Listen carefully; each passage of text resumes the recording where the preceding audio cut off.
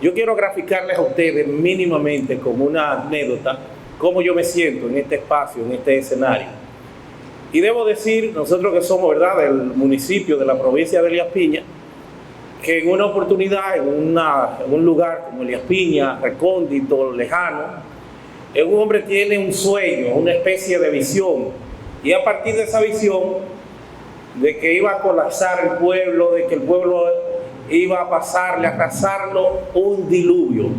Lo primero que hace este hombre es que se levanta y va y habla con el alcalde, y le dice en el ayuntamiento: mira, reúneme a los municipios, a todos los municipios, para explicarle la clarividencia, la visión que yo tuve en un sueño. Les reúne a todo el mundo y le explica: señores, mire, viene un aguacero y va a inundar todo esto. Y ese aguacero, pues, yo vi, sé que son muchos los daños y muchas las personas que mueren. La mayoría se ríen de él. Algunos le hacen caso y toman las previsiones del lugar. Efectivamente, a los 2 o 3 días viene el aguacero y arrasa con el poblado. Quedan algunos vivos y ellos se encargan entonces de expandir la fama de este hombre por ese espacio, por esa visión, por esa clarividencia que tuvo. Entonces esa fama se va desarrollando y el hombre entonces le corresponde ir pueblo por pueblo, y por qué no hasta a nivel internacional, pues llevando esas buenas nuevas, llevando esa orientación, hablando de cómo prever el tema de los diluvios y cómo salvar la vida ante una catástrofe de esa magnitud. Pero en la vida todo tiene un ciclo. Tú naces, te reproduces, te desarrollas y mueres.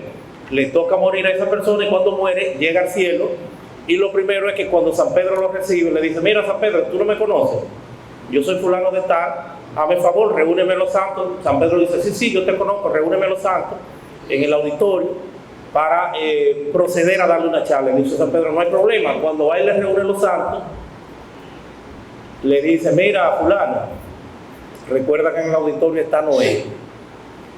Ustedes saben quién fue Noé, ¿verdad? El padre, el capitán de todo ese proceso, ya lo que fuera con ese diluvio, esa extinción.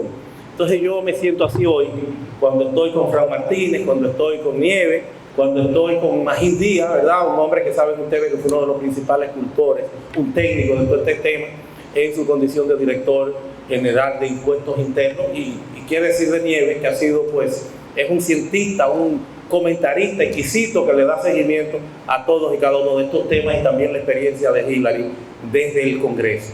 Así que sería muy pretencioso de mi parte, pues, yo plantear de que vengo aquí, yo diría que hasta un atrevimiento, venir a hablar de reforma fiscal. Y máxime cuando estamos hoy por hoy, pues, alrededor de un tema, de una reforma constitucional, que no será el tema que voy a abordar ni que voy a profundizar, pese a que es la materia que hoy por hoy he venido transitando y dominando con más profundidad, todo lo del tema de derecho público.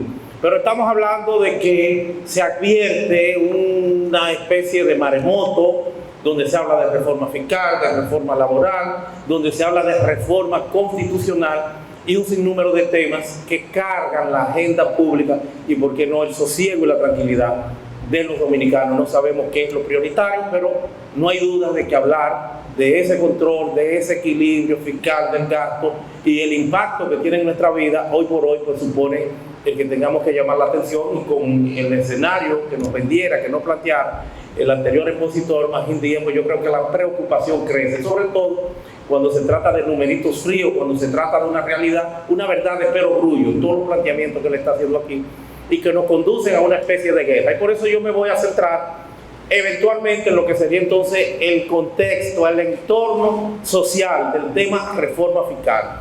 Y para ello tendré entonces que retrotraerme a una constitución que hoy conocemos como la Constitución del 2010, una constitución que nos correspondió junto a Fran Martínez. Recuerdo al amigo Blas Gutiérrez, ¿verdad?, que organizaba hace ya más de una década en la UCE, aquí mismo en La Romana, el tema de ir, pues, trabajando, de ir socializando lo que era esta nueva cultura constitucional que tenemos, que se sustenta en la base del neoconstitucionalismo. El neoconstitucionalismo que supone entonces una preponderancia, señores, una sustantivización de un sinnúmero de prestaciones sociales, de un sinnúmero de derechos fundamentales, y por qué no de los pilares básicos que hoy por hoy son los que moldean, los que proyectan el constitucionalismo moderno, que se traduce en neoconstitucionalismo. Estamos hablando del Estado social y democrático de derecho, la asunción de esos 3 pilares. Por un lado, el ámbito social, por otro lado, el principio democrático, y cuando hablamos de derecho, el principio de la institucionalidad, el buen gobierno, o por qué no, el sometimiento de la administración pública a lo que son los dictados de la ley. Eso es lo que nosotros tenemos. Y por eso ustedes verificaron, si lo vamos entonces al principio democrático, cómo se tuvo que verificar en la República Dominicana la emergencia, pese a que teníamos ya más de 20 años pululando, dando vuelta en el Congreso. Fran Martínez, que fueron también de los principales cultores de los intentos a través del Partido Reformista, y que fueron los primeros que plantearon pues un proyecto de ley de lo que eventualmente sería una ley de partidos políticos. Cómo pues esto no le interesaba a los políticos, y los políticos estuvieron dándole larga, dándole rienda suelta a ese sostenido proceso de intento de que la democracia estuviera en la República Dominicana una guía, una directriz, como lo sería una ley. Pero todo esto se verifica o se da en lo que sería ese tránsito, esa realidad, esa revolución que hoy por hoy trae el artículo 2 de la Constitución, cuando te eleva, cuando te lleva no al tradicional cheque en blanco que le firmábamos a los legisladores y por qué no a presidentes, síndicos y regidores, en lo que es una democracia representativa, sino que ya no solo representativa, sino también que tiene ribetes de naturaleza directa. Una democracia que empodera a la ciudadanía y que nos da algunos mecanismos de participación popular que lamentablemente apenas nos lo han dado a oler, porque ni siquiera contamos con la arquitectura constitucional que venga a viabilizarlo. No tenemos ninguna de las leyes de mecanismos de participación popular. Y por eso tenemos que retrotraernos al ejemplo que daba Frank, de que la ley de los municipios, la ley 176, es la única que prevé el tema del plebiscito con anterioridad, y ya se había registrado un primer plebiscito en la República Dominicana en Cotuí en el año 2007. Es el antecedente que ya teníamos de Cotuí, un plebiscito, y ahora quisimos entonces entronizar en esta Constitución, a partir de ese principio, de ese desarrollo, de ese pilar base de la Constitución, la posibilidad del empoderamiento cívico, de la participación democrática, con ese tránsito de ese artículo 2 de la Constitución, de esa soberanía que descansa en el pueblo, en los hombros del pueblo, de quien emanan todos los poderes y la ejercen también de manera directa. Por eso lo vamos a encontrar con el artículo 210, con el referéndum de la Constitución, con el artículo, en este caso para reformas constitucionales, el 201, el referéndum en el plano local, el 97 con la iniciativa legislativa popular, donde nos han estafado, nos han engañado, porque para tramitar una ILP, como es la denominación que se le da en otros países, una iniciativa legislativa popular, hay que tener el 2% de lo inscrito en el padrón electoral. Es un contrasentido que un diputado que sale hasta con 2, 3, 4 mil votos, dependiendo de la demarcación y de la cantidad de electores que consigue esos votos, tú tengas que recoger cerca de 200.000 votos, 160, 170.000 firmas para poder llevar una iniciativa legislativa popular. Entonces, no existe, porque es irracional, es una irracionalidad marcada el planteamiento que se te hace.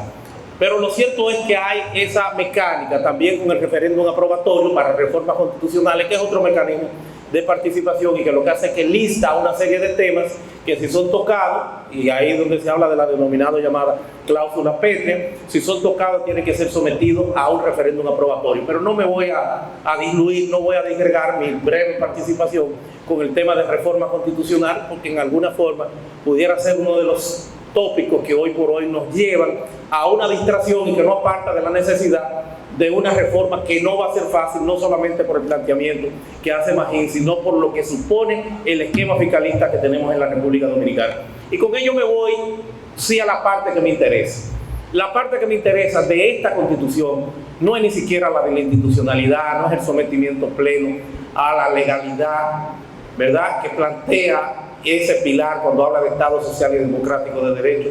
No es la reivindicación paulatina, histórica, que se ha venido verificando con todas estas gestas históricas, desde la Revolución Francesa hasta nuestro día, burguesa, la guerra de independencia dominicana, la guerra de independencia norteamericana. No es la concreción de toda esta categorización de derechos fundamentales de primera, segunda, tercera, bueno, y hasta cuarta generación, porque ya tenemos que empezar a considerar el acceso al acceso, el derecho al Internet, la revolución que ha significado, que ha representado, señores, lo que es el neoconstitucionalismo, que en alguna forma, y es donde yo quiero ya plantear esta reflexión con ustedes. El neoconstitucionalismo, que en alguna forma pues viene de la mano a ser, pues, si no un contrasentido, por lo menos en el muro de contención de lo que fuera esa diabólica y maligna corriente que hoy conocemos como neoliberalismo o nuevo liberalismo, que se expresó con lo que fuera la venta, o por qué no con eso que nos metieron en la cabeza, con esa filosofía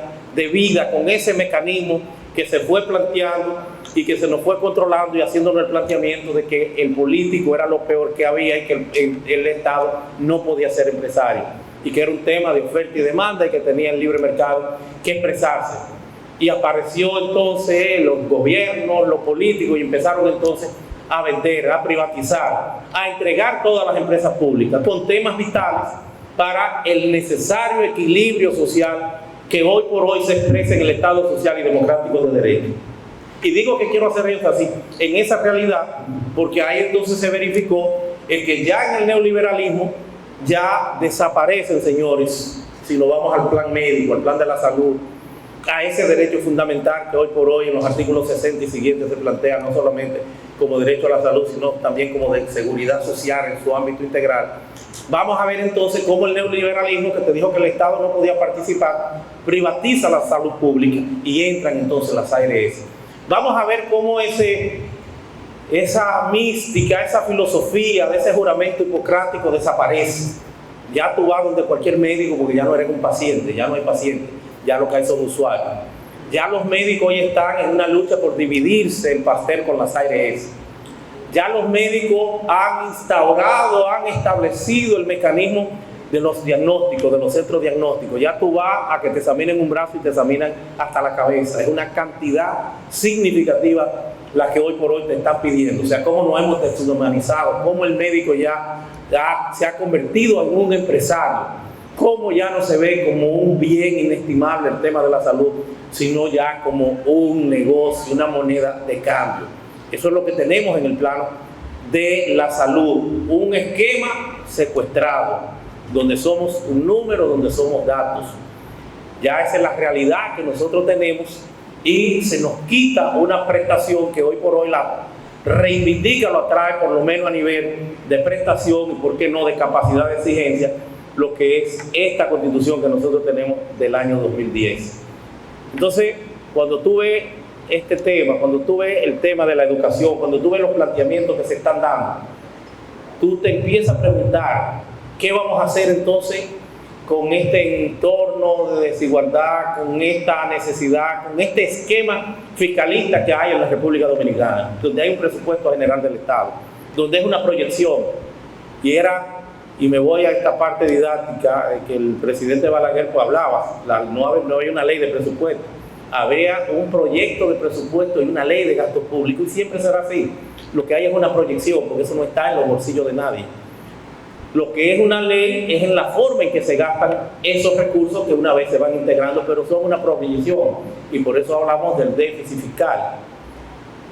Pero tenemos un esquema impositivo y por eso tenemos que preocuparnos, tenemos que pensar en ese fundamento de la Constitución a la hora de hablar de neoconstitucionalismo, de democracia directa. Porque hay un esquema fiscalista de impuestos indirectos. ¿Quién es el que más paga? El que menos tiene, porque son impuestos indeterminados que caen en los bolsillos de los de abajo. No tienen a quién transferírselo. Los empresarios no pagan ITEVI. Los empresarios, y en la mayoría de los casos se lo roban, lo que hacen es que lo guardan, sirven de agentes de retención para transferirlo, para llevarlo a impuestos internos. Esa es la realidad que nosotros tenemos. Y si no podemos hacer un ejercicio, todo el que está aquí ya ha tributado una cantidad de dinero significativa en el día de hoy. El 18% del ITEVI, el 10% de las telecomunicaciones, un 2% para Indotel, el de la gasolina. Por cada galón de gasolina que se consume en la República Dominicana se paga más de la mitad más, alrededor de 100 pesos, señores, se paga por cada galón que se consume en cualquier escenario, en cualquier espacio. Aquí no paga el que más tiene, aquí paga el que menos tiene. Aquí no se penaliza el lucro como en otros países o sociedades más avanzadas, donde el que tiene mucho tiene que vender, tiene que gastar o tiene que frisarse en esa proyección del denominado llamado capitalismo salvaje, del que más tiene o del que más puede. Tienen que recogerse. tienen que retrotraer lo que es esa evolución de sus actividades. Eso no es lo que pasa aquí. Aquí quienes pagamos somos quienes menos tenemos. Y por eso nosotros escuchamos que la presión tributaria es una de las más bajas, sí, en términos numéricos, es una de las más bajas, la de República Dominicana, a la hora de analizarla con la media de Latinoamérica. Pero es la más alta sobre los hombros de quien menos tienen. Esa es la realidad que nosotros estamos hoy por hoy viviendo. Entonces tenemos que repensar, tenemos que trabajar. Yo creo que es uno de los puntos que hoy por hoy tiene que tener como preocupación fundante nuestra democracia.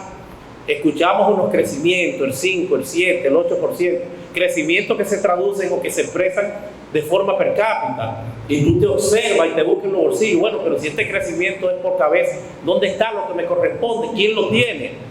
Entonces hay un problema de redistribución de la riqueza, hay un problema de desequilibrio que hoy por hoy tenemos nosotros con ese empoderamiento cívico, y por eso digo que yo no soy técnico en esta materia y que lo que me preocupa y lo que tengo que plantear es precisamente esa necesidad, esa capacidad de exigencia que tenemos que tener todos.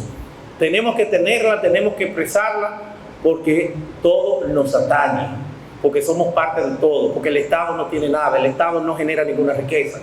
El Estado proyecta, y por eso puede cualquiera estadísticamente saber cuánto debemos todos los que estamos aquí, producto de esos 75 mil millones de pesos, una suma astronómica que no tenemos ni siquiera a la hora de hablar del presupuesto de 1 billón de pesos, de más de 1 billón, no tenemos ni siquiera cómo cuantificar, cómo examinar, o sea, mis matemáticas no llegan hasta ahí. Eso es lo que estamos viviendo, 75 mil millones de dólares, señores, insólito. Un país que es un país rico en temas de bienes materiales, en este caso de sus minerales, pero pobremente gerenciado, pobremente administrado. Hoy por hoy desarrollando ya lo que sería pues la toma del Estado en todos los órdenes, porque ya lo que estamos viviendo es una plutocracia. No es el que está convocado como político a ese servicio social que era la tradición, que es la cultura, que es la necesidad de los políticos, porque como Frank Martínez tienen que estar dando la cara permanentemente, tienen que dar la cara siempre. Ya vivimos un gobierno de ricos, ya vivimos un gobierno de empresarios, una plutocracia es lo que tenemos en la República Dominicana.